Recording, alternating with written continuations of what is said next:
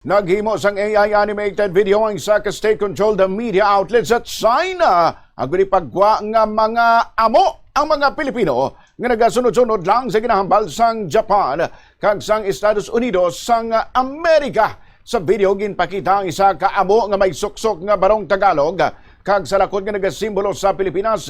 Ginpakita man ang kamot nga may pangalan nga Estados Unidos kag Japan. Kag daw kaangay nga ginapakita sini nga ginadiktahan sang duha ka pungsod ang Pilipinas. Makita naman ang papel nga may nakabutang South China Sea Arbitration Award. Ginpakita man sang ulihin nga gina-water cannon sang China Coast Guard ang amo. Isa ka minuto ang video nga gin-repost ni Philippine Coast Guard spokesperson for the West Philippine Sea, Rear Admiral J. Tarriela. Sunod kay Tarriela, sang ginhimuan ng China sang Caricat Sur, tuman ang ila kaaki kag nagpasaka pa sang diplomatic protest bangod ginabastos sa ila ang ilang nga leader.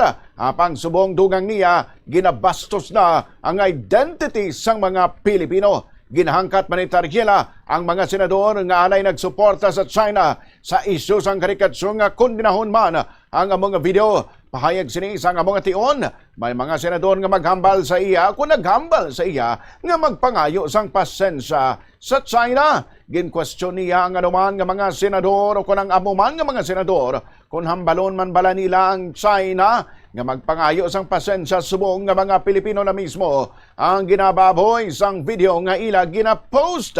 Natabo ang pagpost ang China Daily sa mga kontrobersyal nga video pila kadlaw lang matapos ang ikapulo nga anibersaryo sang 2016 arbitral ruling nga isa ka landmark legal victory sa Pilipinas sa batok sa China kaangot sa isyu sa West Philippine Sea. Sang nagligad nga semana na bulgar man nga ginclaim sang Chinese scholars nga extension sang Taiwan ang Batanes gani nga parte ini suno sa ila sang China. Kasunod sang pagpakamalaot kag pagtindog sa mga opisyal sa Pilipinas kag mismo sa mga Pilipino, ginkakas ang Jinan University sa ilang website ang mga report nga wala na sang ginahatag nga koreksyon o gon paathag.